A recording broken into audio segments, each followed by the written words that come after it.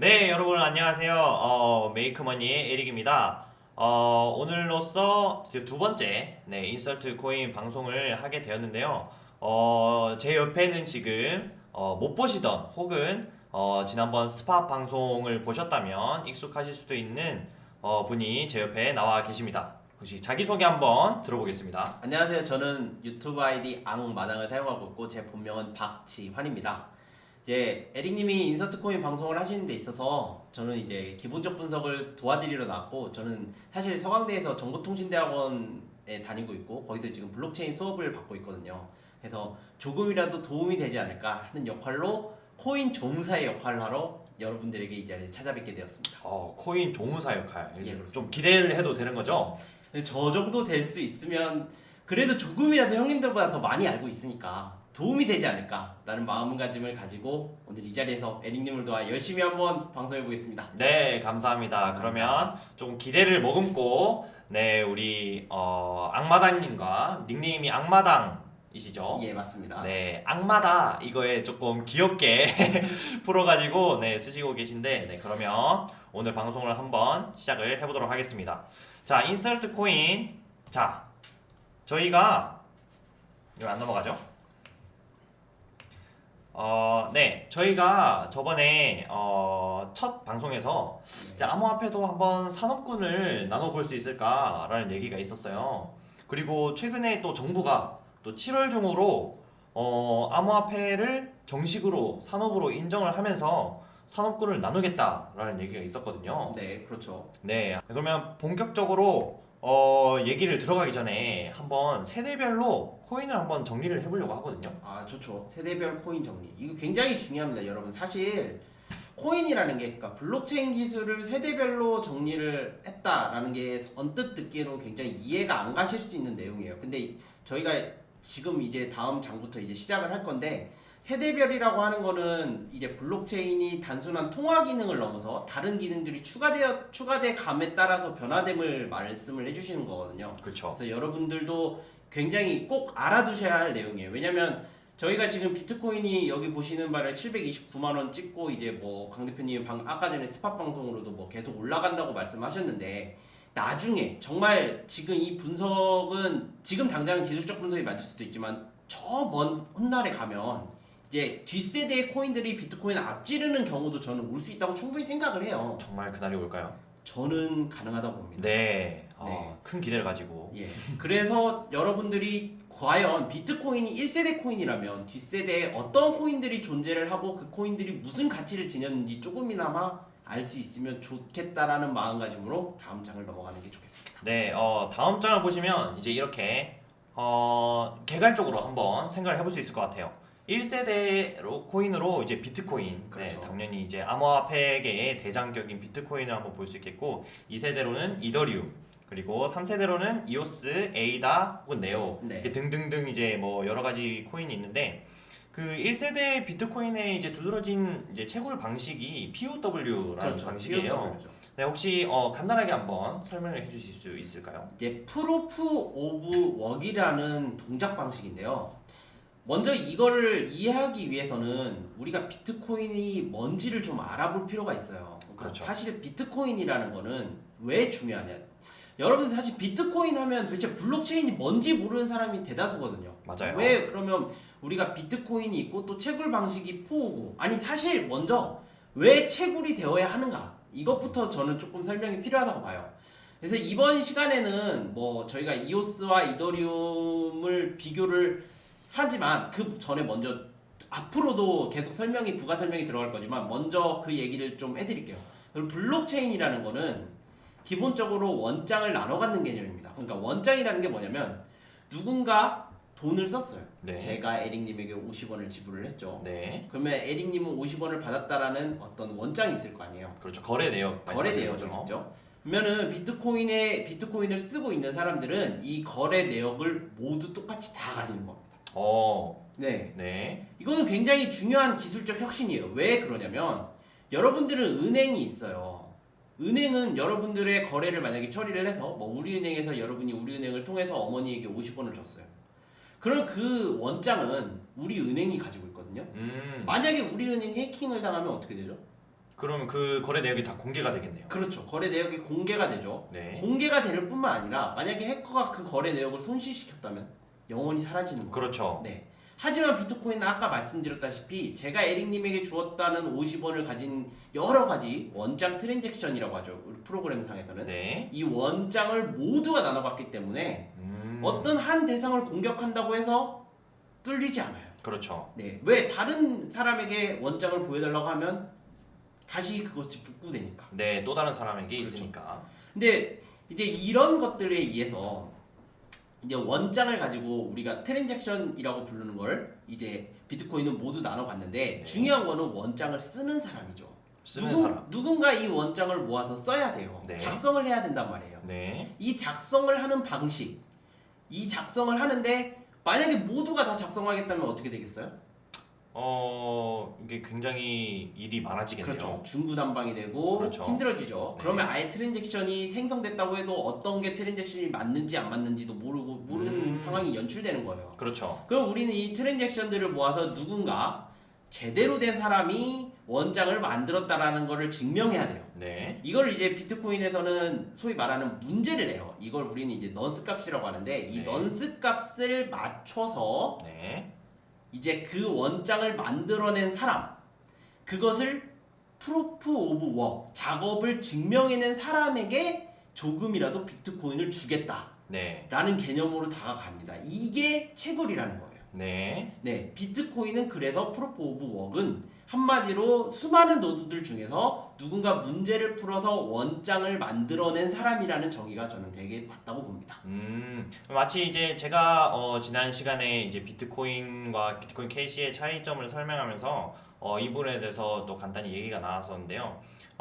그 연산이라고 하죠. 이제 그렇죠. 문제라고 표현을 네. 해주셨는데 이제 연산에 그 해시 값을 이제 보고 그거를 역추산을 해가는 과정이죠. 그렇죠. 그 넌스 네. 값을 찾아가는 과정인데 이제 그것을 찾으면은 그 어떤 연산을 풀었다고 보고 네, 이제 블록을 생성할 수 있는 권한을 네, 네, 맞습니다. 얻게 되는 거죠. 네. 그리고 그거를 처음 네. 이제 블록을 발견했기 때문에 거기에 대한 보상으로 이제 코인이 주어지게 되는 원리인 거죠. 네, 그렇습니다. 네.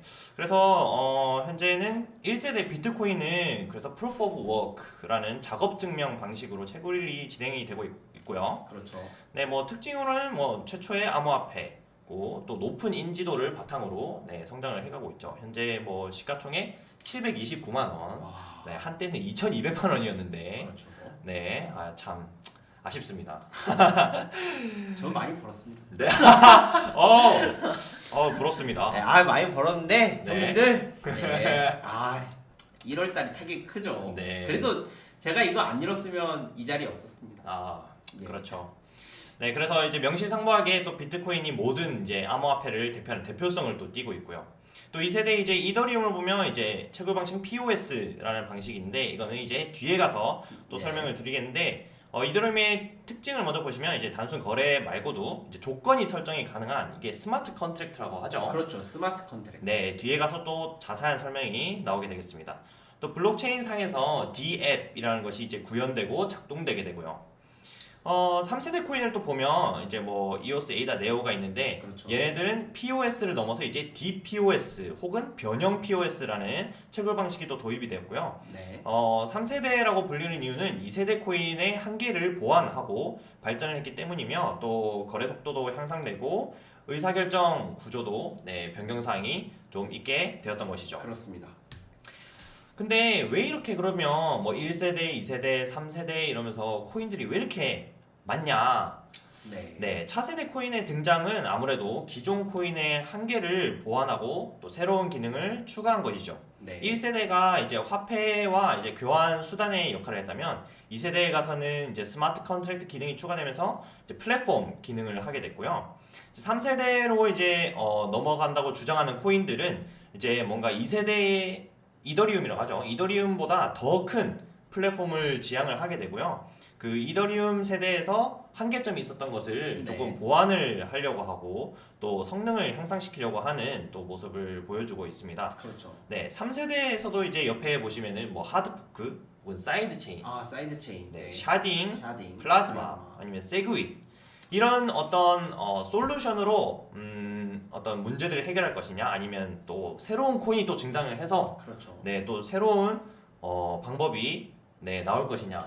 예를 들자면 새로운 코인이라고 하면 여러분들은 업비트를 사용하면 잘 모를 수도 있지만 우리 코인원에 아이오타라는 코인이 있습니다. 아이오타요. 예, 아이오타라는 코인은 뭐 나중에 제가 또 따로 부가 설명을 할 수 있으면 좋겠지만 이제 비트코인이 사실 블록을 생성하고 그 블록들을 원작을 갖다 모으는 게 리스트 형태거든요. 프로그래밍에서. 네. 근데 아이오타는 이런 리스트가 아니라 그래프라는 새로운 형식으로 또 하는 방법이 있습니다. 그래프요. 그건 이제 3세대를 넘어선 더 새로운 방법이라고 저는 생각을 해서 예.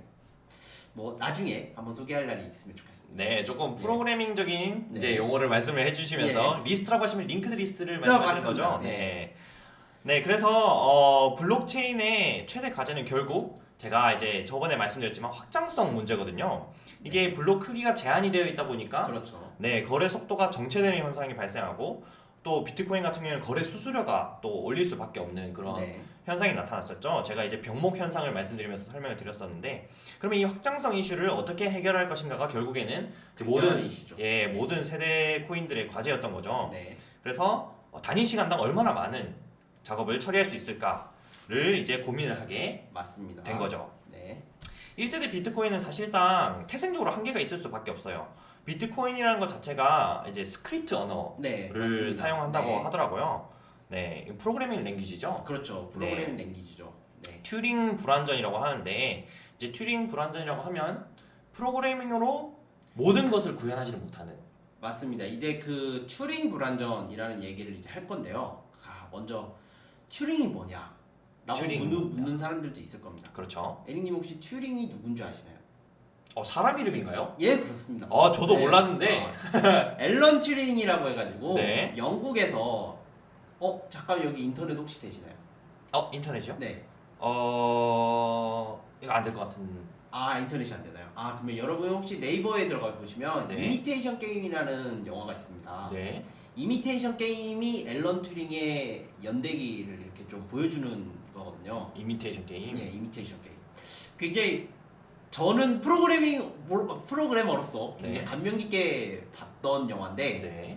거기 나오는 이제 앨런 튜링이 최초의 컴퓨터를 만들어냅니다. 물론 그 전에 뭐 차분기관이라든지 해석기관 뭐 이런 기관들로 인해서 컴퓨터에 토대가 이미 있었고 네. 이제 앨런 튜링은 이것에 대해서 어떤 입력이 들어가면 그것을 이제 컴퓨터가 계산을 해서 바꿔주는 출력으로 이제 이런 것들을 하는데, 이런 기계가 이제 튜링 기계라고 해서 이 기계의 동작이 완벽하게 구현이 되면 튜링 완전성이 구현된다고 하고 이것이 완벽하게 구현이 되지 못한다고 하면 튜링 불완전성이라고 합니다. 네. 그래서 결국에는 제대로 된 컴퓨터냐 아니냐라는 말을 저렇게 튜링 불완전이냐 완전하냐는 어려운 단어를 썼을 뿐이지 여러분들이 그냥 저 단어를 보면 비트코인은 그냥 제대로 된 컴퓨터가 아니구나. 그냥 그렇게 생각하시면 가장 마음이 편할 네, 것 그렇게 같습니다. 간단하게 이해할 수 있는 개념을 이렇게 어려운 용어로 써가지고 그렇죠. 네, 참 표현을 했더라고요.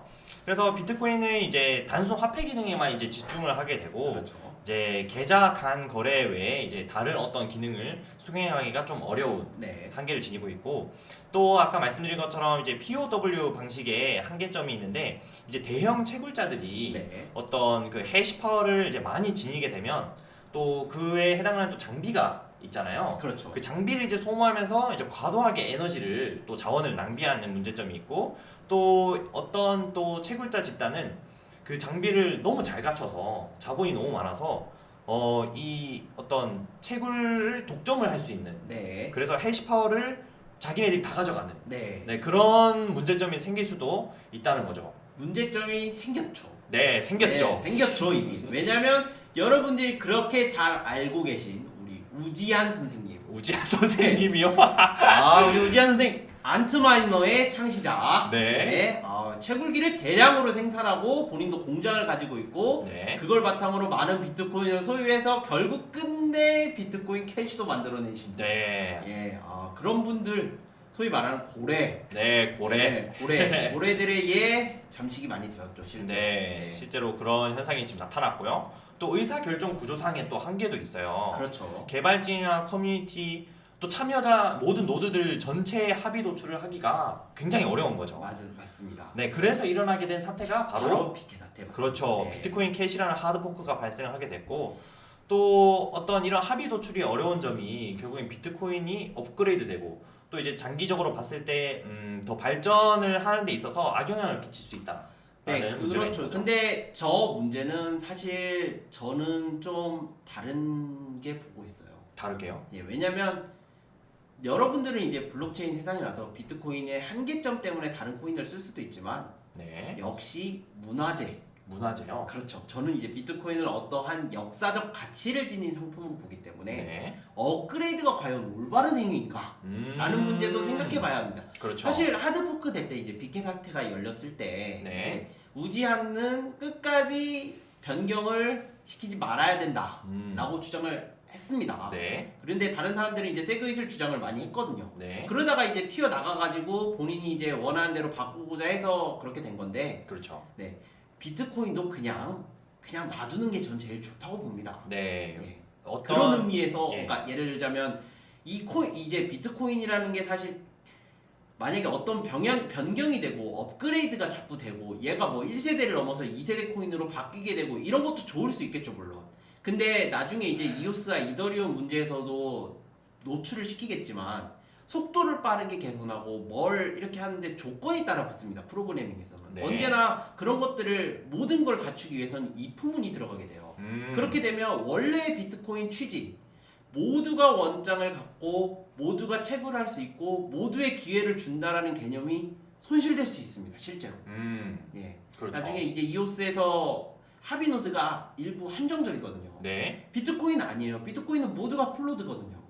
네, 동경합니다. 그러면 모두가 참여를 할 수 있군요. 합의 그렇죠. 안에. 예. 네. 근데 그런 것들을 모두가 합의하지 않고 어떤 간접민주주의 형태로 네. 여러분들 국회의원 뽑아봐서 알잖아요. 그렇죠. 그렇게 되면 결국 또 다른 문제가 터집니다.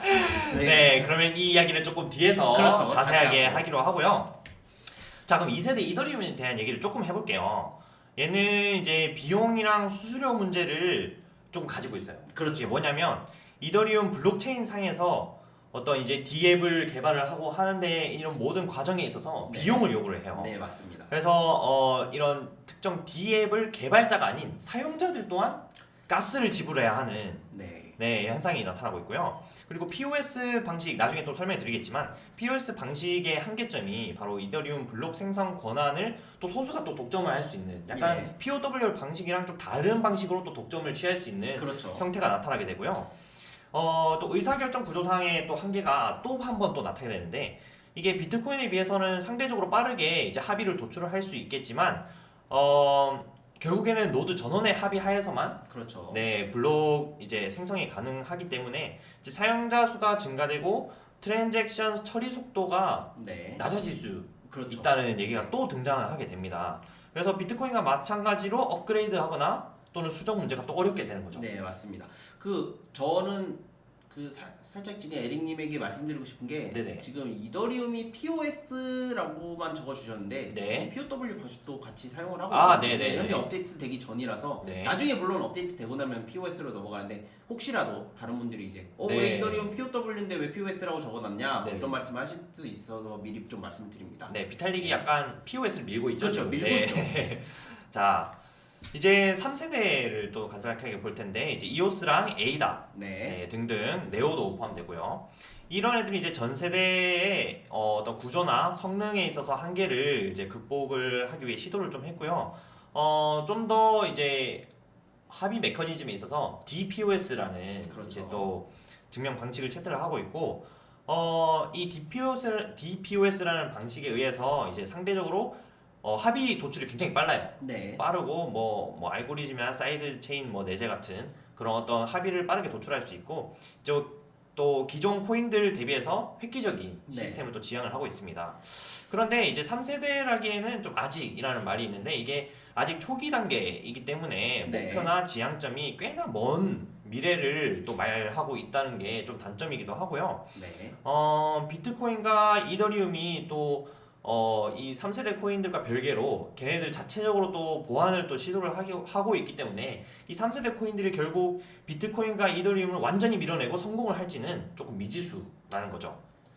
그렇죠. 그래도 이오스, 네. 현재 이오스, 그리고 이제 에이다는 아직 메인넷이 안 나와서 제가 잘 모르겠지만 네. 현재 이오스는 제가 얼마 전에 블록체인 잡이라는 곳에 가가지고 오. 이제 다른 이제 회사들하고 이제 컨택을 하면서 이제 여러 가지를 알아본 결과 네. 이오스는 여러분 굉장히 가능성이 있어 보여요. 약간 네. 투자를 유도하는 아니요. 멘트인가요? 뭐 투자를 유도하기보다는 네. 실제 이오스 대비, 그러니까 아까 이제 이더리움 설명을 하면서 뭐 가스 칩을 말씀하셨잖아요. 아, 그렇죠. 근데 이오스는 그 가스라는 개념이 없어서 소비자들이 컨택하기 굉장히 좋은 개념으로 다가왔거든요. 네, 말씀드리자면 네. 수수료가 없는. 그렇죠. 수수료가 없는. 네. 물론 수수료가 있긴 합니다. 네. 있긴 한데 그거는 사용자가 내는 게 아니고 기업이 그렇죠. 이오스를 확보해서 트랜잭션을 확보하는 그런 식으로 내고 있기 때문에 네. 저는 굉장히 이오스는 좋게 보고 있습니다. 물론 네. 다른 의미에서는 굉장히 안 좋기도 한데 네네. 나중에 다시 말씀드리겠습니다. 네. 그래서 결국 핵심은 상용화하고 그렇죠. 대중화되는 게 결국 코인의 성공 여부가 네, 결정을 맞습니다. 한다는 거죠. 그래서 이제 새로운 기술이나 어떤 포지셔닝을 주장하는 이제 코인들 3세대를 주장을 하면서 나오는 코인들 굉장히 많죠. 네, 많습니다. 근데 이제 블록체인의 발전 가능성을 생각을 한다면 과연 코인의 어떤 기술만 내세워가지고 성공할 수 있냐? 그건 아니라는 거죠. 네. 그래서 결국에는 기술, 사업성, 마케팅, 어떤 플랫폼이랑 커뮤니티 운영 등을 모두 고려를 해서 투자의 판단을 해야 된다라는 결론을 도출할 수 있게 되고요. 오늘의 메인 네. 바로 이더리움과 이오스. 이오스의 대결입니다. 자, 먼저 이더리움에 대해서 조금 더 자세히 설명을 해볼까요? 네. 개요부터 들어가겠습니다. P2P 거래에 스마트 컨트랙트라는 기능을 붙이고 그렇죠. 이더리움 블록체인 상에서 네. DM이라는 어떤 이제 앱 개발을 할 수 있는 환경을 구축을 해서 결국엔 플랫폼의 기능을 그렇죠. 하게 된다는 거죠. 그래서 비트코인처럼 블록체인을 통해 분산 P2P 거래는 당연히 기반이 되고요. 네. 이제 스마트 컨트랙트를 가능하게 해서 복잡한 어떤 거래 설정, 어떤 조건을 설정하는 거죠. 맞습니다. 그래서 적용이 가능을 하고 이더리움 블록체인 위에서 작동하는 어떤 DM, 분산 어플리케이션이라고 하는데 이런 것들의 구현을 또 지원을 해주는 역할을 합니다. 자, 그러면 뒤에 혹시 스마트 컨트랙트에 대한 내용이 있나요? 네, 살짝 예. 나오거든요. 그때 설명을 다시 드리겠습니다. 네. 예. 그래서 이더리움을 정리를 하자면 블록체인 네트워크를 기반으로 하는 새로운 어떤 거대한 생태계, 네. 플랫폼을 구축을 하려는 시도라고 볼 수 있는 거죠. 자, 개념을 조금 들어가 볼까요? 네. 이제 스마트 예, 컨트랙트라는 맞습니다. 이제 내용이 나왔는데 이게 뭐냐? 미리 정해진 어떤 임의의 규칙을 바탕으로 자동적으로 디지털 자산을 이동하는 거래라고 예. 정의를 내릴 수 있는데 말이 좀 어렵습니다. 예, 자 여러분 스마트 컨트랙트 굉장히 어렵게 느껴지시죠? 네. 근데 정말 단순하게 말해서 여기 뭐 미리 정해진 임의의 규칙을 바탕으로 자동적으로 디지털 자산을 이동하는 거래 다 필요 없습니다. 여러분 그냥 간단하게 생각해서 네. 여러분이 계산기에 1 플러스 2 쓰면 뭐 나오죠? 2가 3 나오죠. 1 플러스 1 플러스 2요. 2요. 네, 3이 나오죠. 3이 나오죠. 예, 그거 만들게끔 하는 겁니다. 그러니까 비트코인 내에서 어떤 네. 미리 정해진 임의의 규칙 1 플러스 2 네. 넣으면 자동적으로 3을 이동하는 거래라고 그냥 생각하시면 돼요. 이걸 뭐 굉장히 무슨 뭐 스마트 컨트랙트 영리한 게야? 근데 사실 왜 여기서 스마트 컨트랙트란 용어가 나왔는지가 더 중요한 개념이거든요. 이게 네. 사실 뭔지는 중요하잖아요. 이제 이거는 어떤 음모론적으로 좀 음모론적으로요? 네. 왜냐면 이 스마트 컨트랙트라는 용어가 어디서 나왔냐면 사실 블록체인을 주장하던 사람들이 누군지 아세요? 누굴까요?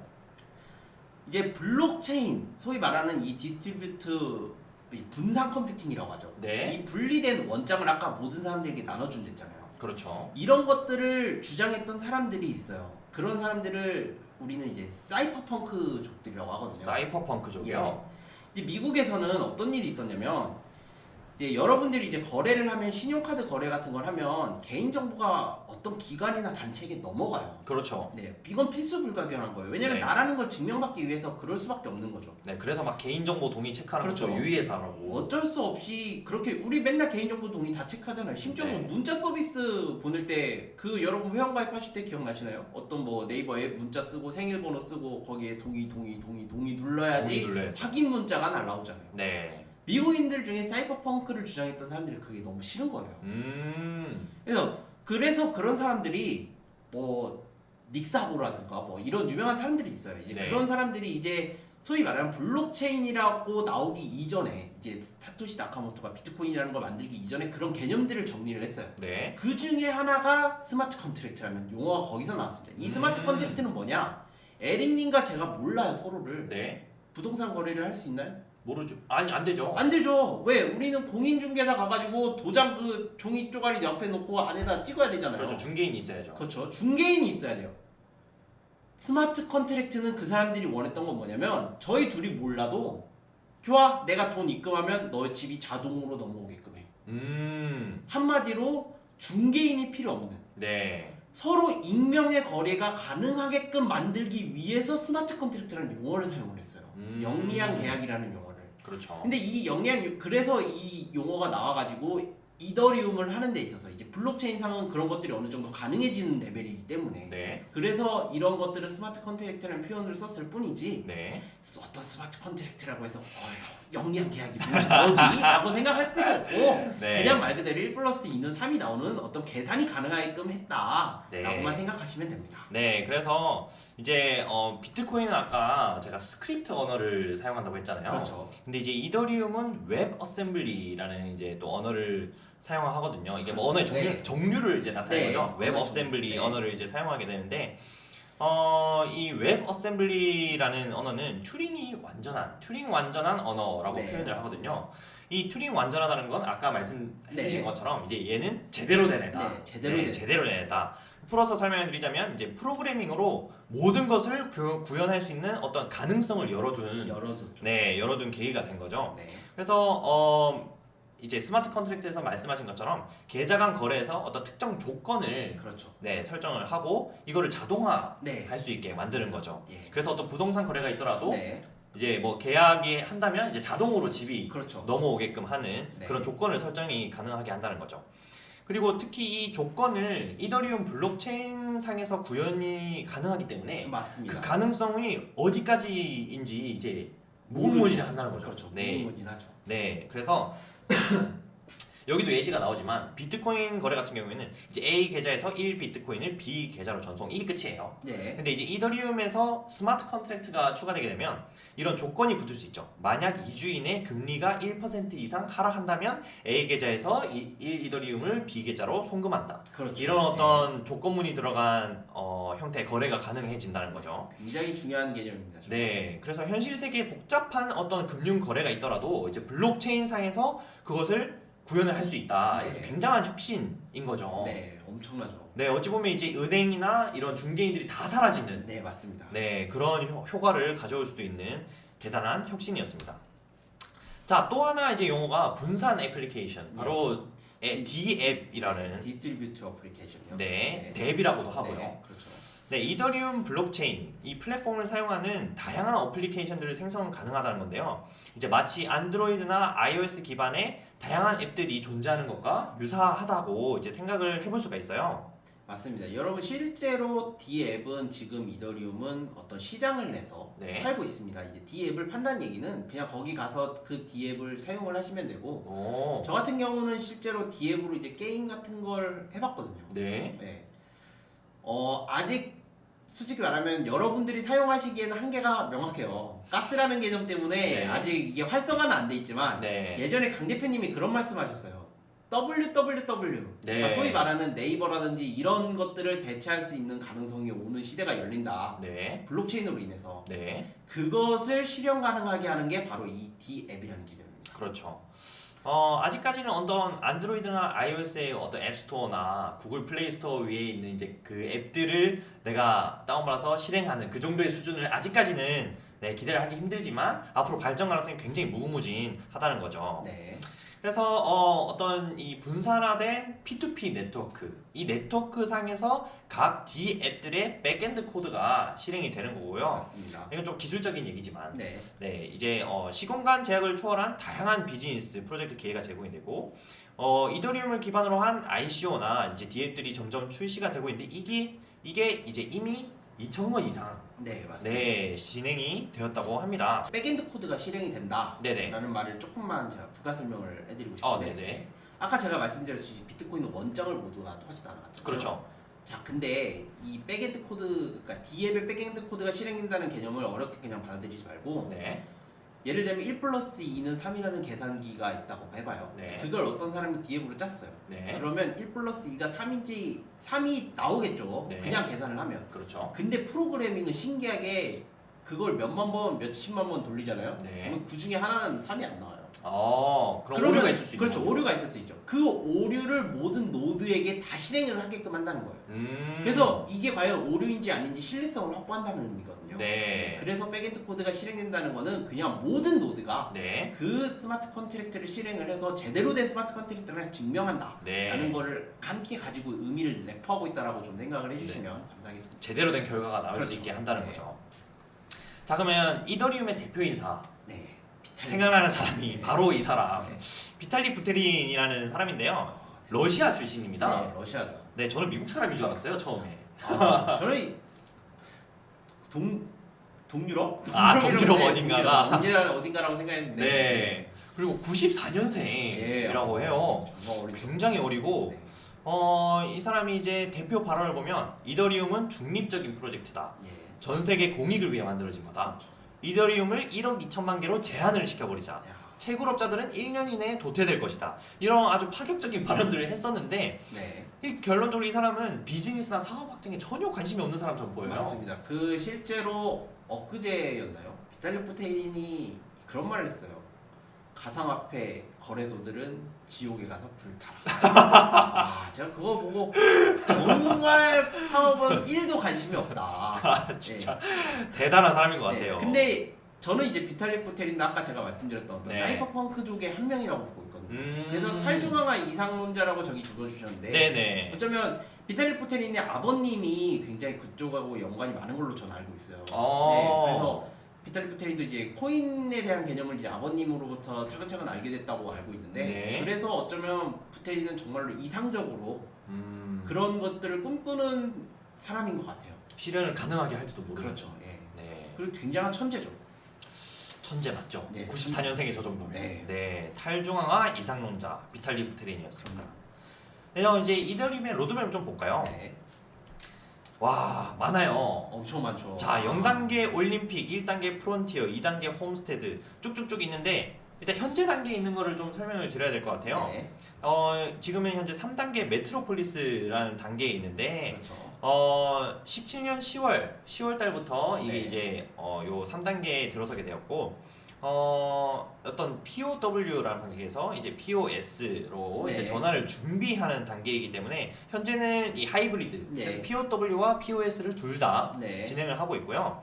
이제 D 앱들이 이제 이더리움 블록체인 상에서 상용화 네, 맞습니다. 되는 시기이죠. 여기서 이제 비잔티움이랑 이제 콘스탄티노플이라는 얘기가 나오는데 비잔티움이 뭔가요? 이렇게 하면은 어떻게 설명을 혹시 해주실 수 있을까요? 그 이제 뭐 비잔티움, 콘스탄티노플, 세러너티 뭐 이런 용어들이 있는데 어렵게 생각하지 마시고 네. 이더리움의 어떤 발전 가능성을 열어두고 있다라고 저거 안 될지도 몰라요, 여러분. 네. 3단계 메트로폴리스 지금- 단계 실패하잖아요. 그럼 저거 안 될 수도 있어요, 진짜. 근데 어쨌든 저걸 하면 이제 네. 뭐 비잔티움 가면 뭐 채굴 보상 난이도 변경하고 뭐 가스 소모량 감소 사실 이런 것들 다 D앱의 활성화를 위해서 하는 거거든요. 네. 그래서 메트로폴리스 단계에서는 이더리움을 최대한 D앱을 상용화시켜서 자기들의 플랫폼을 가져간 다음에 네. 이제 이런 것들을 뭐 비잔티움, 콘스탄티노플 뭐 저런 용어들을 사용을 했지만 저런 것보다 그냥 여러분들이 알고 계실 거는 얘네들이 적어도 D앱을 많은 사람들에게 쓰게끔 해서 블록체인 세상을 앞당기고 있다. 그리고 그 앞당긴 상태에서 4단계로 넘어가면 네. 이제 완벽한 일반 사용자들도 블록체인 세상을 쓸 수 있다. 그래서 네. 뭐 여러분들이 원하시는 꿈의 이더리움 가격이 가겠죠. 야. 저때가 되면 가자. 가자. 네, 그러면 이걸 전부 다 설명을 드릴 수 없을 것 같고요. 그렇죠, 일단 예. 넘어가 보도록 하겠습니다. 이더리움의 주요 이슈를 조금 볼 텐데요. 이제 이더리움이 제가 이제 말씀드렸다시피 POW에서 POS로 전환을 지향을 한다고 했어요. 네, 맞습니다. 그럼 이제 POS가 뭔지, POS 방식이 뭔지를 이제 봐야겠죠. 채굴자들이 차례대로 다음 블록을 제시를 하고 투표를 하는 방식입니다. 맞습니다. 뭔가 민주주의에 가까워지고 있는 것 같은데 그렇죠. 이제 각 투표인들의 영향력은 지분에 비례하게 되죠. 네, 근데 이 지분이라는 건 이더리움 보유량도 포함하고 기간도 그렇죠. 산정을 하는 거죠. 그래서 이제 지분에 비례해서 보상을 수령하거나 혹은 페널티도 네, 부과를 맞습니다. 할 수 있게 네. 되는데요. 이 POS의 장점이라고 하면은 바로 보안이 있겠죠. 이제 POS는 이제 전체 네트워크에 해악을 끼치는 이거를 비잔티움 행위라고 하는데 이 행위에 대한 페널티 부과를 합의를 통해서 자유롭게 설정이 가능하다는 거죠. 맞습니다. 네. 자 여기서 이제 비잔티움 행위라는 말이 나왔는데 정말 블록체인은 용어를 참 어렵게 써놨어요. 저는 살짝 예. 세계사를 공부하는 것 같은. 맞습니다. 사실 그런 의미가 되게 많아요. 이제 비잔티움 행위. 네. 자 이게 뭐냐면요, 여러분. 자 이제 비잔티움 제국이라는 걸 좀 알아야 되는데, 세계사인가요? 예, 비잔티움 네. 제국이라고 있었어요, 여러분. 네. 이거 뭐 여기 종교, 에릭님 종교 있으신가요 혹시? 아 저는 기독교.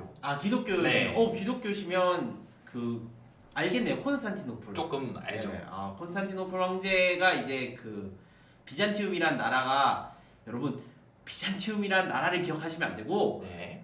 동로마. 동로마. 네, 동로마를 기억하셔야 돼요. 동로마 네. 이름이 비잔티움이에요. 네. 이제 동로마의 이름이 비잔티움인데 어떤 문제가 있었냐면 어떤 성을 공격을 해요. 성을 공격을 네, 해요. 성을 공격을 하는데 장군들이 서로 이제 분리가 되는 거예요. 네. 어떤 성을 이렇게 가운데 두고 네. 한 명은 이쪽에 있고 다른 한 명은 이쪽에 있어요. 약간 1군, 2군 이런. 그렇죠. 느낌인가요? 1군, 2군이에요. 네. 근데 문제는 이 성을 지키는 수비 병력이 500이고 네. A 공격 병력이 500, B 공격 병력이 500. 네. 그러니까 한마디로 1000의 공격 병력을 가지고 수비 500인 성을 함락시켜야 되는 거예요. 네. 근데 만약에 동시에 공격을 하지 않고 네. A 따로 B 따로 들어가면 전멸하죠. 그렇죠. 망하죠. 망하죠. 예. 바로 이때 A와 B가 동시에 공격을 하는 것, 네. 그것을 비잔티움 문제라고 해요. 비잔티움 문제요. 어떻게 A와 B가 통신을 해서 네. 서로 연락을 해서 네. 이 성을 동시에 공격을 할까? 음. 근데 문제는 어떤 장군이 나쁜 마음을 먹었어요. 네. 한마디로 공격을 하는데, 야 A야 너만 공격해. 나도 너가 공격하면 따라갈게. 이러고 안 따라오는 거예요. 약간 간 그렇죠. 보는 거군요. 네. 그 A가 공격을 했어요. 네. 그럼 B는 공격을 안 하고 가만히 있어요. 그러면 A는 죽어버리고 B만 남게 되죠. 남게 되죠. 네. 그럼 이제 B는 어떤 자기의 목적을 챙겨서 가겠죠. 그런 것들, 해악을 끼치는 B의 나쁜 행위, 네. 그것을 비잔티움 행위라고 이해를 하시면 됩니다. POW 방식이 이제 비잔티움 행위, 방금 그렇죠. 말씀드렸던 비잔티움 행위, 이거를 51% 이상의 공격이라고 표시를 했는데 이게 바로 맞죠? 동시에 공격을 동시에 하려는 공격하려면 예. 네, 그거를 말하는 건데 이 비잔티움 행위가 어떤 페널티를 발생하는 이런 해악을 끼치는 행위잖아요. 맞습니다. 근데 이제 POW 방식에는 이거를 페널티를 줄 수 있는 방식이 굉장히 제한적이라는 거죠. 제한적이라, 네 맞습니다. 제한적인데 네. 사실 제한적일 수밖에 없는 게 POW 방식에서는 아까 말씀드렸듯이 넌스캅스에서 문제를 풀어서 그걸 작업을 증명해내야 돼요. 맞습니다. 그러면 결국엔 작업을 증명한 사람이 보상을 받는 개념이기 때문에 네. 만약에 작업을 증명하지 않는 다른 노드들은 가만히 있어야 되고 네. 또 이 작업을 증명하기 위해서 노력을 채굴기를 엄청나게 많이 산다거나 이런 사람들이 강제적으로밖에 어떤 행위를 하는 데 있어서 유리할 수밖에 없어요. 네. 그리고 이 사람들이 나쁜 짓을 한다고 해서 다른 노드들이 그거랑 똑같은 컴퓨팅 파워를 낸다? 그게 불가능하기 때문에 이게 네. 자동적으로 제한이 되는 겁니다. 네. 그래서 이 POS는 결국에는 합의를 통해서 그렇죠. 어떤 강력한 페널티를 설정을 해가지고 부과를 해버릴 수 있는 맞습니다. 네. 그런 게 있는 거고 또 탈중앙화 강화가 된다는 거죠. 이 네. POS 방식은 합의 도달 과정에서 규모의 경제에 영향력을 완화시킨다는 건데 맞습니다. 이 규모의 경제가 뭐냐면 밑에 설명드리면 이제 POW에서 대규모 채굴장들은 이 규모의 경제를 통해 같은 비용으로 더 큰 해시레이트와 네트워크 영향력을 보유할 수 있다는 거죠. 맞습니다. 네. 그래서 반면 이제 POS는 이제 말 그대로 지분을 가진 만큼 더 영향력을 가지게 되죠. 그래서 특정 세력에게 영향력 쏠리는 것을 조금은 그래도 POW보다는 완화를 할 수 있지 않을까라는 기대감이 있었던 거죠. 맞습니다. 여기서 이제 더 중요한 거는 네. POW 현재 비트코인 같은 경우에는 실제로 마이닝 풀이라는 게 존재를 해요. 그렇죠. 마이닝 풀이 뭐냐면 서로 채굴자들이 개인 채굴하는 것보다 서로 뭉쳐가지고 네. 예를 들면 뭉쳐서 어떻게 하냐면 이런 식으로 해요. 뭐 넌스 값을 아까 계산하잖아요. 네. 이게 어떤 해시 값을 구하는 개념이거든요. 그렇죠. 이제 실제 프로그래밍에 가면 이제 비트코인이 일정한 해시 값이 이렇게 시작하는 방식으로 계산해내는 거에게 먼저 보상을 주겠다라고 설명을 하면 네. 마이닝 풀에서는 야 너 기계는 1부터 10까지 계산해. 네. 나는 11부터 20까지 계산할게. 그리고 21부터 30까지 계산해. 이렇게 쭉 나열해두고 나눠서 하는군요. 그렇죠. 어떤 게 풀면 그 보상을 쭉 나누는 거죠. 한마디로 얘네가 무조건 유리할 수밖에 없는 방식으로 채굴이 이루어지다 보니까 네. 이제 그것을 막자고 이제 POS 방식을 도입을 하는 겁니다. 네, 그리고 이제 POW에서는 이제 대규모 장비를 막 이제 해가지고 에너지를 낭비하는 반면에 이제 POS는 상대적으로 이제 경쟁적인 채굴이 아니죠. 네. 그렇기 때문에 에너지 효율 면에서도 유리하고 대부분의 비용을 줄일 수가 있는 거죠. 그럼 결국 이더리움은 이 확장성, 아까도 말씀드렸듯이 비트코인의 그 확장성 문제를 해결하기 위함이었는데 이거를 이제 샤딩, 또 라이덴 네트워크, 플라즈마라는 방법으로 해결을 하고 있어요. 이게 굉장히 어려운 용어들이 등장을 맞습니다. 했는데 샤딩이라는 건 우선 데이터 처리, 관리를 분할을 하는 겁니다. 분할을 해가지고 동시다발적으로 처리를 하는 것이기 때문에 이제 각각 하위 네트워크가 동시에 서로 다른 거래를 처리를 하는 거죠. 네, 맞습니다. 그래서 이 TPS, 초당 처리 속도라고 하는데 이것을 향상시키기 위함이고요. 어떤 라이덴 네트워크라고 이제 스테이트 채널이라고 괄호에 써져 있는데 이 라이덴 네트워크라는 거는 최종 거래에 대한 내용만 블록체인에 기록을 하겠다라는 거예요. 그래서 어떤 중간 거래 과정이나 그 어떤 것들은 스테이트 채널이라는 어떤 기술을 활용을 해가지고 별도로 따로 떼어서 처리를 하는 구조이고요. 이제 플라즈마라는 방식은 블록체인 네트워크 상에서 일종의 어떤 차일드 체인, 하위 체인을 이제 형성을 해가지고 거래 영역을 나눠요. 네. 영역을 나누고 각기 담당한 거래를 특정 어떤 하위 체인이 처리하게끔 지정을 해두는 거죠. 그래서 어떤 거래 결과만 이더리움 전체 블록체인에 주기적으로 업데이트가 되는 맞습니다. 형태입니다. 그 여러분들이 사실 좀 중요하게 알아야 되는 게 뭐 샤딩, 라이덴 네트워크, 플라즈마가 동시에 아직 다 적용되진 않았다는 거예요. 네, 지금 이더리움이 하려고 하는 거지 네, 아직 다 완벽하게 적용이 안 돼 있기 때문에 네, 네, 저거는 뭐 지금 이더리움에 적용이 됐다라고 생각을 하시면 안 됩니다. 일단. 네, 네. 투자하는 데는 꼭 유의를 하시고. 네.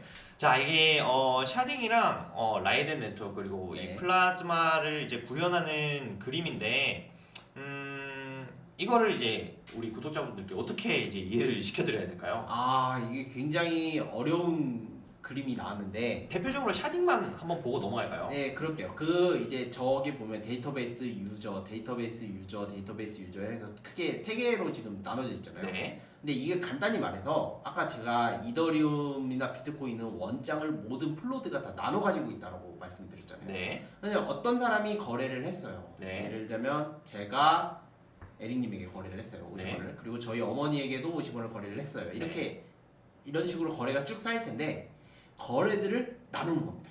거래를 나누는 거죠. 그렇습니다. 여기 보시면 저기 첫 번째 그림 보면 1, 2, 3, 4라고 적혀 있는 저 유저 테이블이라고 되어 있고 네. 저기 데이터베이스라고 치면 저기 S 네임 S 넘버죠. 네. 1, 2, 3, 4번이 있는데 실제로 저기 DB 샤딩을 하면 1, 2번과 3, 4번을 나눴어요. 네, 저렇게 나눠 가지고 먼저 처리를 한 다음에 네. 왜냐면 분산을 할수록 처리 속도가 빨라지니까요. 당연하죠. 네. 저렇게 나눈 처리를 나중에 모아서 합치겠다는 겁니다. 샤딩은 한마디로 거래를 최대한 빠르게 하기 위해서 먼저 이렇게 쭉 나눠놓고 네. 그 거래를 처리하겠다는 거죠. 네. 그런 개념입니다. 네, 그래서 처리 속도 TPS를 빠르게 할 수 있다라는 맞습니다. 내용이었고요. 이제 프라이버시랑 보안성 문제도 이제 이더리움은 고려를 하고 있는데 이제 프라이버시에서 개인정보 노출 방지 네. 이제 바로 이제 대앱 사용이 가능한가에 적용을 시킬 수 있는 문제인데 이제 최근 비잔티움 업데이트라는 이제 3단계 아까 메트로폴리스에 있었던 비잔티움 업데이트를 통해서 암호화 기능을 적용을 시켰어요. 네. 그래서 상당 부분 어떤 프라이버시에 대한 문제가 해소된 상태고 보안성 같은 경우에는 이제 이더리움 블록체인 상에서 해결하는 경우에는 캐스퍼 이거를 이제 POW에서 POS로의 네. 점진적 전환 과정이라고 하는데 이 캐스퍼 상의 각 단계를 거쳐가면서 전체 블록체인 네트워크 상에서 POS의 비중을 점점 더 늘려가는 방식이죠. 네. 그리고 D앱을 이용한 해결이 있을 수도 있는데 이거는 뭐냐면 어떤 D앱 혹은 대앱 개발 언어 이 미들웨어 상에서의 혁신을 말하는 건데요. 어떤 개발 언어를 더 추가를 하거나 혹은 이제 이더리움 네트워크 전용 보안 앱을 개발을 해버리면 어떤 그 D앱을 통해서도 이더리움의 보안성이 해결될 수 있지 않을까라는 기대가 있을 수도 있는 거죠. 네, 맞습니다. 네, 이제 이오스에 대한 설명을 좀 해봐야 될 것 같아요. 저희 되게 많은 설명을 한 것 같아요. 네, 벌써 이제 입이 막 네네. 혀가 마르기 시작하는데 네. 이오스 조금 빠르게 넘어가 보기로 할까요? 근데 끝까지 다 해야죠. 네, 이오스를 이제 들어가 보도록 하겠습니다. 개요부터 들어가 볼게요. 이오스는 기본적으로 어떤 블록체인이라는 네트워크를 제공을 한다면 그 위에 운영 체제를 제공을 하겠다는 거예요. 예, 이 맞습니다. OS를 제공하고 이 OS 위에서 D앱들, 그 이오스 기반의 앱들이 놀게끔 네, 환경을 제공을 하겠다라는 거거든요. 맞습니다. 그래서 이게 간략하게 설명이 나와 있는데 이제 D앱은 블록체인 내 플랫폼, 앱스토어, 플레이스토어 같은 이런 어떤 플랫폼 위에서 구현되고 운영되는 어플리케이션들을 말하는 거고요. 운영 체제 이게 바로 이제 이오스의 이제 지향점인데요. 맥OS나 안드로이드 OS, 윈도우즈 같은 게 이제 운영 체제라고 네. 하잖아요. 이 이오스가 말하는 건 우리가 블록체인 제작 툴을 제공을 할게. 우리의 이 운영 체제가 마음에 들면 너희들 원하는 대로 만들어 봐. 맞습니다. 네, 바로 이거죠. 그래서 대신에 생태계 활성화 같은 거나 아니면은 이 D앱을 개발하는 데 있어서 이걸 지원하는 거는 우리가 빵빵하게 백업 해줄게 라고 하는 거죠. 이 맞습니다. 이오스라는 재단이 네, 이 ICO를 할 때 굉장히 자본을 많이 받았죠. 보유를 했다고 예. 하더라고요. 네, 그래서 이런 것들이 가능하다고 볼 수 있는 거고요. 이 이오스라는 거는 이제 플로우를 보시면 이오스 투자자가 있고 그다음에 블록원이라는 이오스 개발진이 있어요. 그리고 이오스 IO, 이 이오스를 채택한 이제 블록체인의 개발사들이 있고 이 개발사들에 의해서 이렇게 구성된 블록체인상에서 이제 네. D앱들을 개발할 개발사들의 활동이 이제 이루어지게 되고요. 이 이제 활동이 이루어지고 나면 이제 D앱들의 개발사는 어플을 개발하고 운영을 하고 또 일정 이오스 토큰을 유저들에게 보상하는 역할을 이제 담당하게 됩니다. 맞습니다. 여기서 한 가지 짚고 넘어갈게. 네, 여러분들은 토큰과 코인을 분명히 알아야 돼요. 그럼요. 예, 이제 토큰과 코인이 사실 뭔지 잘 모르시는 분들을 위해서 제가 설명을 해드리면, 네. 블록체인을 따로 가지고 있는. 블록체인을 따로 가지고 있는. 네.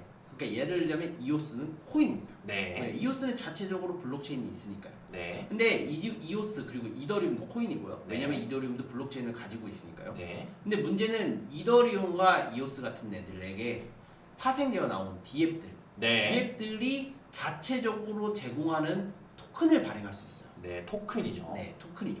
얘네들은 한마디로 이오스 블록체인에 기생하는 겁니다. 네, 이것을 바로 이 기생하는 애들을 토큰이라고 하고, 네, 기생하지 않고 가지고 있는 애들을 코인이라고 합니다. 네, 그리고 이 코인이 되었다, 이 말이 메인넷이 완성되었다라고 그렇죠. 보면 됩니다. 예. 네, 자, 그리고 여기 또 다른 용어가 나오는데 ERC20. 네, 자, ERC20이라는 용어는 뭐냐면 우리가 이제 토큰을 만드는 데 있어서 표준이라는 게 있어야 돼요. 그렇죠. 네, 이 표준이라는 게 뭐냐면 내가 이러한 토큰을 발행을 할 건데 나는 이 토큰이 올바른 토큰인지 아닌지 보증을 받아야 된단 말이에요. 네, 한마디로 이 토큰계에서 규칙이라고 생각하시면 돼요. 네, 우리는 이러이러한 규칙을 따라서 토큰을 만들었기 때문에 네. 안전하고 올바른 토큰이다라는 걸 증명받는 거죠. 네, 저 ERC20이 어떤 특별한 규정을 주약해 놓은 레귤레이션이라고 하나 생각하면 됩니다. 네, 그래서 ERC20 토큰은 기본적으로 토큰은 ERC20을 다 규정해서 나와야 되고요. 네,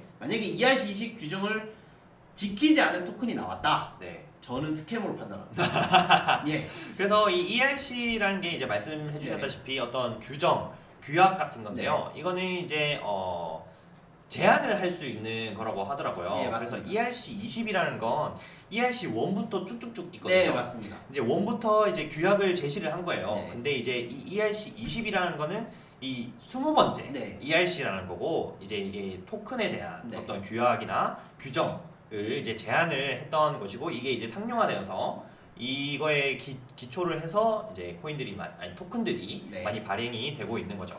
이오스의 특징을 조금 살펴봐야 될 것 같아요. 이오스는 오픈 소스 소프트웨어입니다. 네. 그래서 소스 코드가 공개가 되고요. 이 소스 코드가 공개된다는 말은 이게 누구나 자신의 의도와 목적에 맞게 수정하고 보완할 수 있다는 거죠. 그래서 어떤 운영 체제의 역할도 감당할 수 있다는 얘기가 되고요. 그래서 다양한 참여 유도가 가능하고 빠른 확장 그리고 발전을 지향을 합니다. 그리고 역시 D앱 분산된 어플리케이션을 빼먹을 수가 없고 이오스 블록체인 네트워크산에서 D앱을 운영을 하는 건 당연하고요. 제가 말씀을 잘못 드렸네요. 아까 디센트럴라이즈드인데 디스트리뷰터라고 아, 했습니다. 예. 죄송합니다. 그리고 수직 및 수평 확장 가능한 설계라고 돼 있는데 조금 어려울 수 있어요. 멀티 스레드 확장 및 인터체인 네. 그리고 멀티체인 설계라고 하고요. 보다 큰 틀에서 플랫폼을 지향을 하고 있는데 인터체인이라는 건 뭐냐면 이오스 블록체인에 하나의 하위 체인을 연결을 해가지고 운영이 가능한 것을 말하고요. 생태계 속에 또 다른 생태계, 또 다른 작은 생태계를 구축을 하는 겁니다.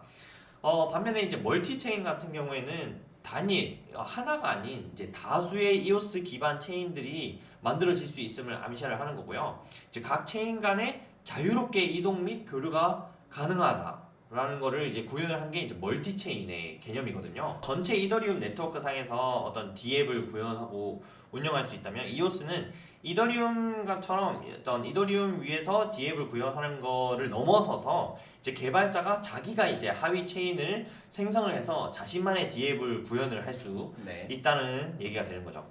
그리고 이오스는 다수의 CPU 코어 그리고 클러스터를 제공하기 때문에 비용 면에서도 효율적이고 성능도 뛰어나고요. 그렇죠. 그리고 초당 수백만 트랜잭션을 처리한다고 돼 있는데 이거는 이제 이오스가 지향하는 어떤 네. 지향점이고 아직 완벽한 구현은 아직 안 되고 있는 상태고요. 사용자 수수료가 무료. 이게 맞습니다. 바로 이게 가장 좀 큰 적이죠. 핵심이죠. 이제 이오스 DF 사용자들은 어떤 수수료 부담도 지지 않는다는 거죠. 사실 이 수수료가 없다는 게 아니라 아까 말씀하신 것처럼 개발자들이 트랜잭션을 처리하기 위해서 이오스를 보유해야 되는 수수료는 존재를 합니다. 그렇죠. 네. 그래서 기업들이 사실 그렇죠. 부담을 하는 거죠. 사용자 대신에. 자, 이오스는 사실 1년간의 긴 ICO 기간이 있었어요. 그래서 어떤 평등한 기회를 제공했다라고 네. 말을 할 수 있는데 이 ICO 참여 비용이라고 하면 이제 비고정식이고 그렇죠. 기간별로 어떤 발행량을 정하고 기간 내에 유치된 자금에 따라서 토큰을 비례해서 분배를 하는 거잖아요. 맞습니다. 그렇기 때문에 기간이 길면 길수록 이제 모두가 다 참여할 수 있는 네. 어떤 기회를 제공하게 되는 거고 이 1년간의 긴 시간 동안 이오스 인식 확산을 위해서 충분한 기간을 제공했다고 볼 수도 있고요. 또 어떤 공정성에 네. 대한 얘기도 있는데 이더리움의 스마트 컨트랙트를 이용해서 ERC20 토큰으로 이오스 토큰을 분배를 했다는 점에서 맞습니다. 공정성을 얘기를 할 수 있을 되게 것 같아요. 재밌는 건 이오스는 처음에 이더리움 내에서 발생한 토큰이었다는 거예요. 네, 메인넷이 오기 전에. 그럼요. 네. 네. 그러니까- 사실 대다수의 플랫폼 내 사업들이 이더리움으로 그렇죠. 예. 시작을 하는 것 같아요. 맞습니다. 근데 최근에는 이제 이오스 토큰들도 슬슬 나오는 것 같더라고요. 그죠? 예. 네, 이제 이오스를 점점 설명을 드리면 드릴수록 네. 여러분이 좀 더 이렇게 매력적으로 느낄 수 있는데 어쨌든 한번 계속 해보도록 네. 하겠습니다. 또 유저 친화적이라는 말이 이제 사용자가 아닌 D앱 개발사 네. 기업들이 수수료를 내는 구조라는 얘기가 있었고 이제 노드를 세분화했다는 거예요. 각 노드들이 어떤 저장된 역할을 공통적으로 수행을 하는 게 아니라 자기가 자기 역할을 한번 설정을 해볼 수 있다는 얘기가 네. 되는 거죠. 마이닝이나 API, 뭐 시드 등등등 네. 이제 다양한 역할을 자기가 선택을 할 수가 있고 어떤 블록 생성 방식에 있어서도 블록 생성 순서가 매 라운드 시작 전 네. 미리 확정이 되고요. 12개의 블록을 한 BP에 대한 설명 나중에 드리겠지만 BP가 연속으로 0.5초 간격으로 생성을 하고 모든 노드들에게 전파되는데 비용을 최소화하기 위함이고요. 또 비동기식 처리 이미 공개된 노드들이라서 좀 더 비효율적으로 네. 블록이 생성되고 이제 처리가 좀 더 효율적이죠. 네, 맞습니다. 효율적으로 네. 블록이 생성되고 처리가 가능하다는 얘기죠. 자, 주요 개념 들어가 보겠습니다. 자, 네. DPoS 위임 지분 증명이라는 얘기가 나왔는데 BFT DPoS라는 합의 방식이 있어요. 맞습니다. 자, 비잔틴 아까 말씀드렸던 어떤 악의적 행위 네. 이 장애를 허용을 하는 특성이 있어요. 그래서 일부 노드가 어떤 악의적으로 네트워크 신뢰 저하를 행위를 하더라도 그 숫자가 전체 노드의 3분의 2를 넘지 않는다면 어떤 이 이오스의 퍼포먼스에 영향을 미치지 않는다는 거죠. 맞습니다. 어떤 일종의 면역력을 갖고 있다라고 해석을 할 수도 있는데 이 DPoS의 특성상 그런 악의 노드들이 사실 곧바로 퇴출이 돼요. 네.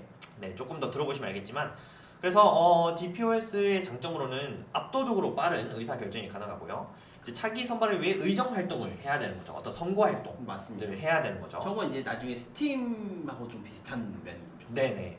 그래서 근데 이 DPoS도 단점이 있을 수밖에 없어요. 이 타일 중화가 훼손된다는 건데 바로 이제 다음 장 혹은 다다음 장에 네. 나오겠지만 BP라는 게 21명으로 정해져 있어서 맞습니다.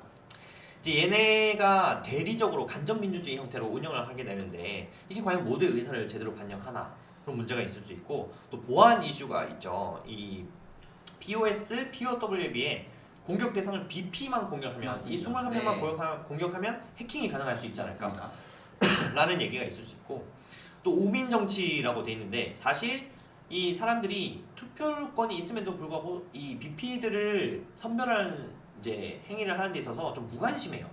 네, 그렇기 때문에 어떤 인기 투표가 될 수도 있다라는 얘기가 있거든요. 실제로 저 방식이 완벽한지 모르겠는데 스팀에서 네. 스팀 달러와 스팀 파워를 가지고 그러니까 여러분이 이제 스팀잇이라는 곳이 있는데 네. 거기 이제 블로그입니다 일종의 블로그를 블록체인상에 구현을 해야하는데 걔네들은 중요 노드를 정하는 데 있어서 추천을 받아야 돼요.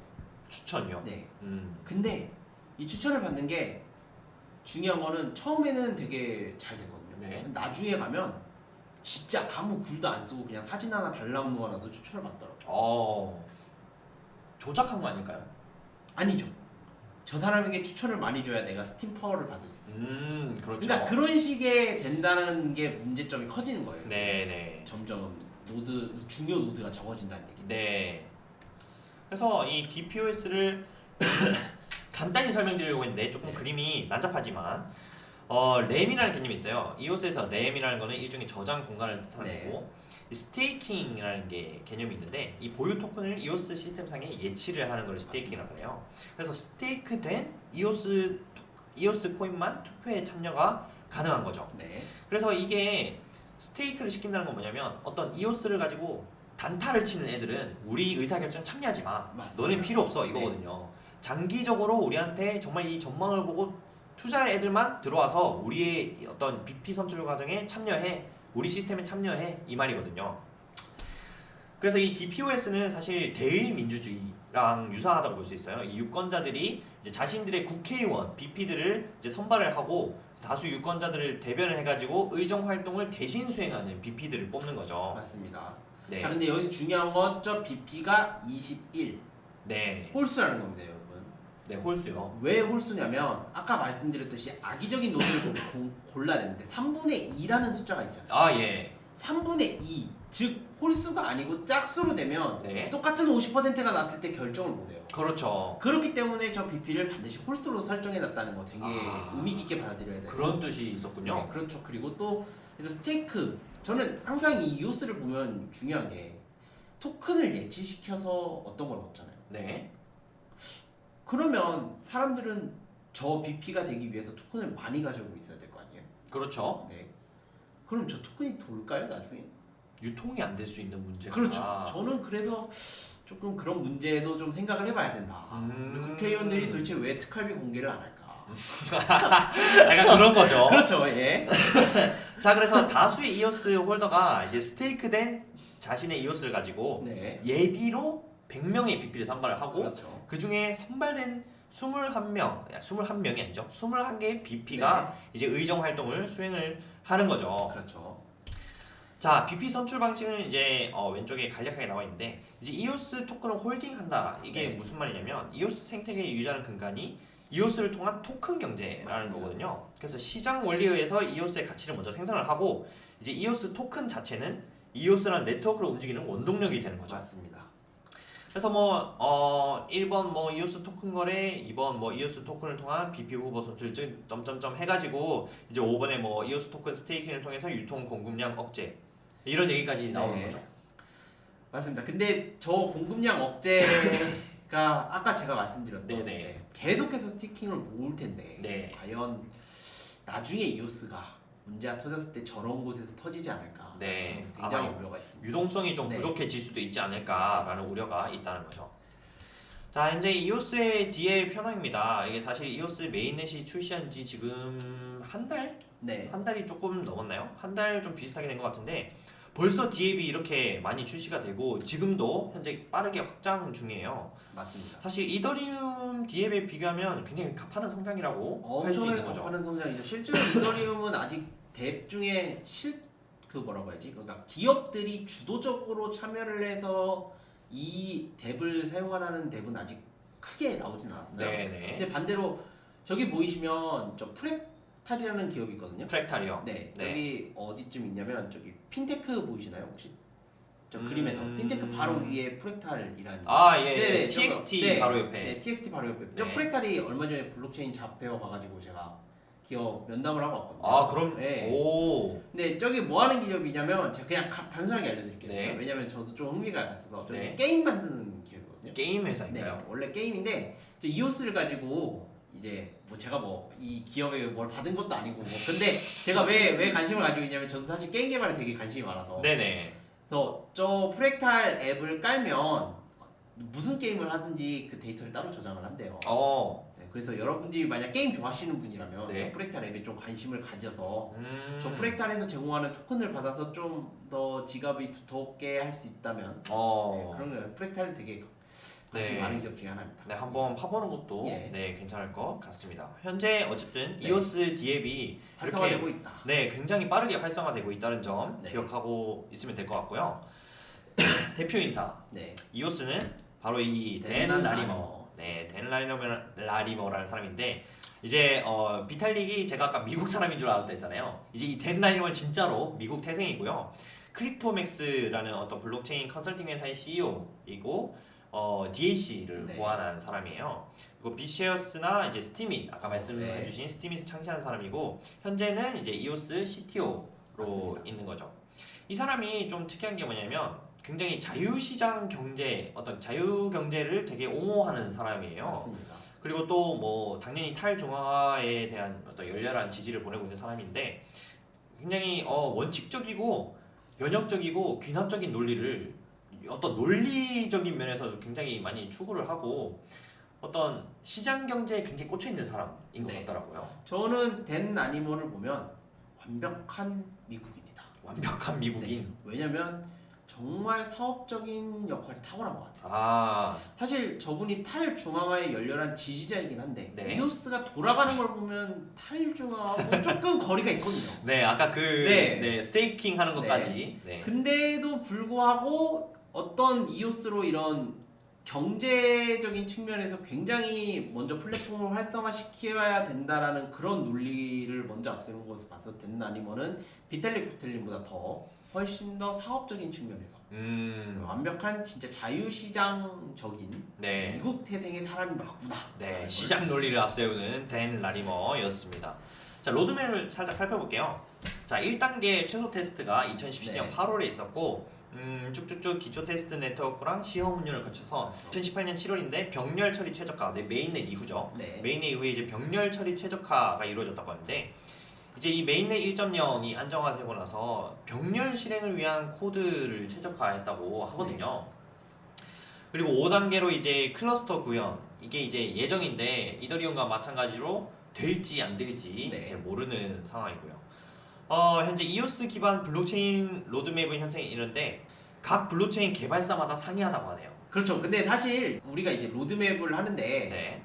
뭐 그러니까 여러분들이 알다시피 뭐가 더 중요하냐면 뭐 쭉 모든 블록체인 회사들이 다 똑같은 말만 해요. 네. 우리는 앞으로 이런 확장성을 가지고 갈 거다. 우리는 네. 어떤 보안을 될 거다. 네. 우리는 뭐 어떤 플랫폼을 활성화시킬 거다. 다 네. 이런 말만 하거든요. 그죠.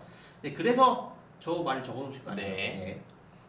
개발사마다 어떤 이제 이오스 같은 경우에는 이제 하위 사용자가 자기도 이제 블록체인을 이제 빌려 써서 이제 개발을 할 수 있는 이제 상황에 놓였다라고 네. 할 수 있다고 했잖아요. 네. 그렇기 때문에 어떤 개발사마다 이제 이 로드맵이 다 다른 거예요. 그렇죠. 이오스 자체의 로드맵, ios.io의 로드맵은 위와 같은데, 네 이제 개발사마다 이제 자기만의 로드맵이 다 있기 때문에 어떤 하나로 특정 지을 수 없다라고 말씀을 드린 거죠. 정리를 좀 할게요. 자, 이더리움 대 이오스를 지금까지 네. 살펴봤는데, 어떤 설계 철학에 있어서도 뭐 합의 방식과 거버넌스에 있어서도 이제 이런 식으로 차이를 보이는데 네. 조금 간단하게 볼게요. 일단 설계 철학에 있어서 이오스는 사실 개발자가 비즈니스 관련해서 이제 로직 기능에 집중할 수 있도록 모든 암호화 및 앱이랑 블록체인 통신을 맞습니다. 제공한다는 거죠. 그래서 어떤 OS의 역할을 수행을 해서 어떤 사용자들이 어떤 인터페이스를 가지고 자기네들 개발을 할 수 있는 어떤 환경을 제공할 뿐만 아니라 그 환경의 기초 네트워크 자체를 제공을 네. 한다는 거죠. 맞습니다. 근데 이더리움은 그런 기능은 없다라고 네. 말을 하는 거고, 흔히 이제 프로토콜의 본질적인 부분인 매우 일반적인 고수준의 사용 사례를 만드는 것을 거부를 한대요. 그래서 사람들이 실제로 그거를 원한다면 항상 계약 내에서 네. 하위 프로토콜을 생성할 수 있다는 것을 이해를 해야 된다라고 말을 하더라고요. 또 이제 합의 방식과 거버넌스, 네. 어떤 정책에 있어서는 EOS는 이제 위임된 POS, 아까 네. 말씀드렸던 DPoS 방식이고요. 어떤 잘못된 응용 프로그램을 고치거나 실행 정지 메커니즘 같은 경우에는 예를 들어서 DAO가 EOS에서 구현될 DAO가 EOS에서 구현될 경우에 다른 EOS 응용 프로그램을 방해하지 않고 네. 정지하거나 혹은 업데이트를 할 수 있는 것을 말하고요. 맞습니다. 법적 구속력이 있는 헌법은 분쟁을 위한 권한을 규정하는 것이다 라고 말을 하더라고요. 네.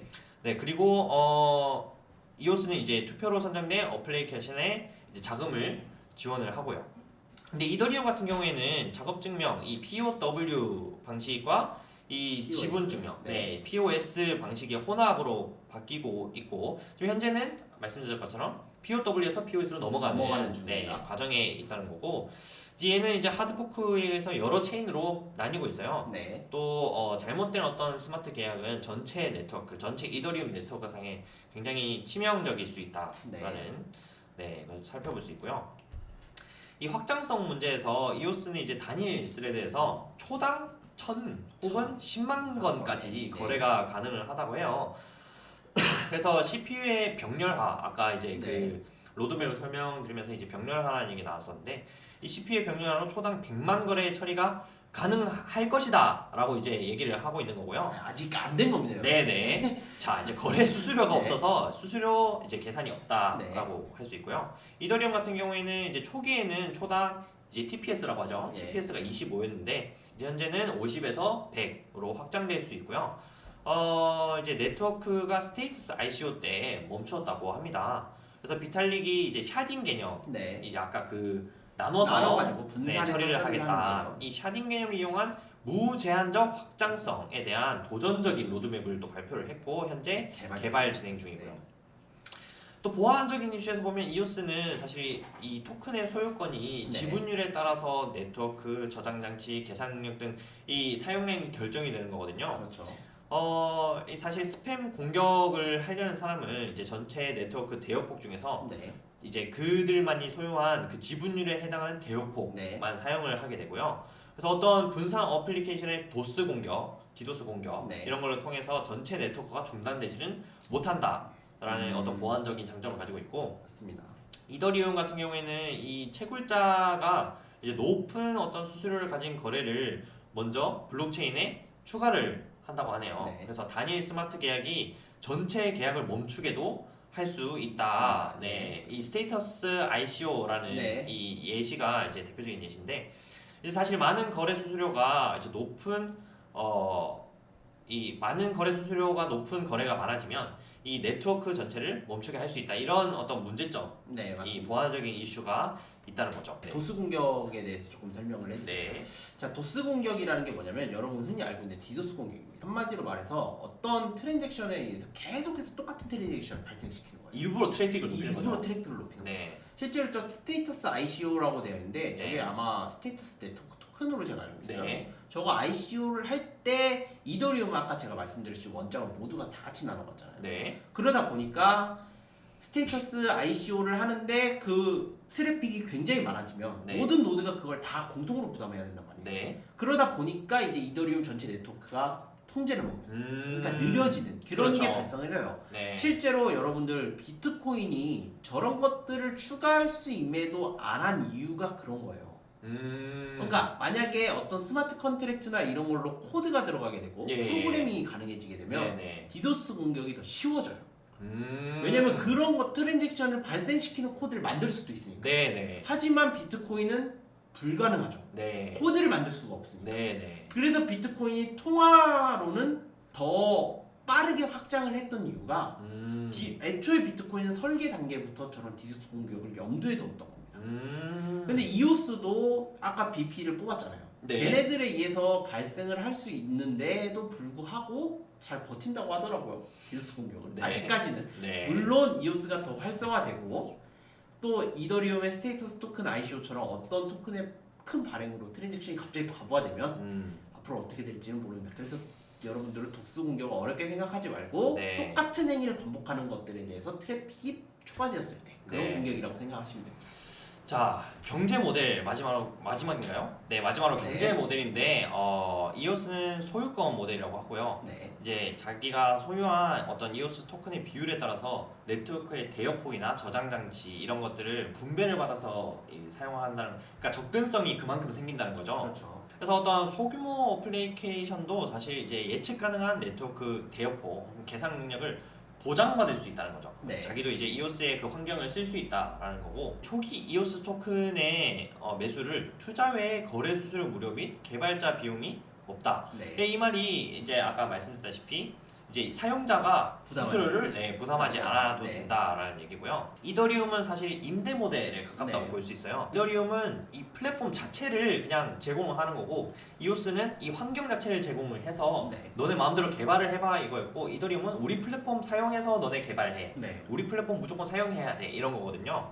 그래서 가스 수수료, 이 수수료 가스라는 게 모든 계산이나 이런 것들을 네트워크 대여폭을 사용할 때나 이제 발생을 하게 되고요. 어떤 거래 수수료가 변동하면서 채굴자는 높은 수수료의 거래를 선택해서 수수료가 갑자기 그렇죠. 높아질 수도 있는 어떤 현상이 발생을 하게 되고, 부자 공격자라고 하죠. 네. 이 높은 거래 수수료를 네. 발생시키는 이 부자 공격자가 거래를 일부러 많이 발생시켜서 네트워크를 멈추게 할 수도 있다. 맞습니다. 어떤 디도스 공격의 일종이죠. 예. 그래서 개발자는 거래를 실행할 때마다 계속 이제 수수료를 지불해야 하는 이런 이더리움의 단점을 어떻게 보면 부각을 시킨 맞습니다. 표라고 할 수 있겠네요. 자, 이렇게 해가지고 이더리움과 이오스를 정리를 좀 해봤는데 오늘 정말 먼 길을 달려온 것 같아요. 정말 저희가 너무 방송을 열심히 한 것 같아요. 사실 저희가 많은 정보를 여러분께 많이 알려드리려고 하다 보니까 내용도 방대해지고 또 방송 시간도 좀 길어지는 것 같아요. 맞습니다. 그래도 오늘 이렇게 자리에 참석하셔가지고 우리 이 악마다님께서 이렇게 함께 하셔서 정말 이렇게 오랜 시간 동안 정보를 나눠주셨는데, 첫 방송 혹시 소감이 어떠세요? 사실 첫 방송인데 이게 첫 방송이면 앞으로도 계속 할 수 있다는 얘기인가요? 그럼요. 여러분들 많이 도와주시고 저희 오래 갈 수 있게 해주세요. 근데 솔직히 말해서 기본적 분석은 그렇게 오래는 저는 못 갈 거라고 생각을 해요. 왜냐면 네. 사실 저희가 설명을 한다고 해도 이게 제한이 다 있거든요. 그리고 네네. 여러분들에게 사실 저희가 이거 끝나고 뭐 토론도 하겠지만 네. 앞으로 이제 어떤 방식으로 이제 스케줄을 짜고 커리큘럼을 짜고 서로 보완할 부분은 뭐고 이런 것들에 대해서 토론을 하겠지만, 사실 이렇게 들어가면 비트코인이 되게 어렵거든요. 네. 그래서 좀 블록체인이 뭔지도 좀 기본적인 설명이 앞서 들어가야 되고, 네. 아까 포스랑 포랑 어떤 채굴에 대한 개념 설명도 들어가야 되고, 네. 퍼블릭 체인과 프라이베이트 체인에 대한 것도 설명이 들어가야 되고, 네네. 이 앞에 세 단계가 갖춰지면 그 다음에 나오는 뭐 이더리움이라든지 이오스라든지 뭐 스테이터스 토큰이라든지 이런 것들은 다 서비스 단계거든요. 네. 서비스 단계는 사실 여러분들이 바로 알 수 있어요. 네, 그 네. 정도까지만 알아도. 네. 그래서 저는 뭐 그 정도, 그러니까 최소한의 여러분들이 가질 수 있는 기본 개념은 가질 수 있도록 네. 그렇게 설명을 좀 해드리는 쪽으로 잘 부탁드리겠습니다. 네. 그래서 우리 악마당님이 사실 이 기본적 분석, 지금 현재도 계속 블록체인에 대해서 공부를 하고 계시고, 예, 그렇습니다. 사실 기본적 분석을 하는 데 있어서 여러분들이 굉장히 많은 도움을 받으실 수 있을 거예요. 사실 뭐 저도 컴퓨터 공학 출신이기도 하지만 어쩌면 저는 사실 별거 아니거든요. 블록체인을 공부하는 데 있어서 어떤 별거 아닌 위치에 있다고 할 수 있는데, 현재 현역으로 지금 굉장히 열심히 파고 계시는 분이니까 앞으로 이제 계속 함께 하셔서, 저희와 함께 하셔서 이제 구독자 여러분께 더욱더 좋고 어떤 양질의 정보를 제공을 할 수 있는, 그리고 이 구독자 여러분들의 투자 판단에 또 저희가 어떤 정보를 제공해 드림으로써 어떤 방향성을 또 잘 제시를 해드릴 수도 있는 그런 방송이 되었으면 좋겠습니다. 코인 조무사지만 네, 코인 조무사. 열심히 하겠습니다, 여러분. 네, 여러분 지금까지 우리 악마당님과 에릭이 함께한 인설트 코인이었습니다. 감사합니다. 감사합니다.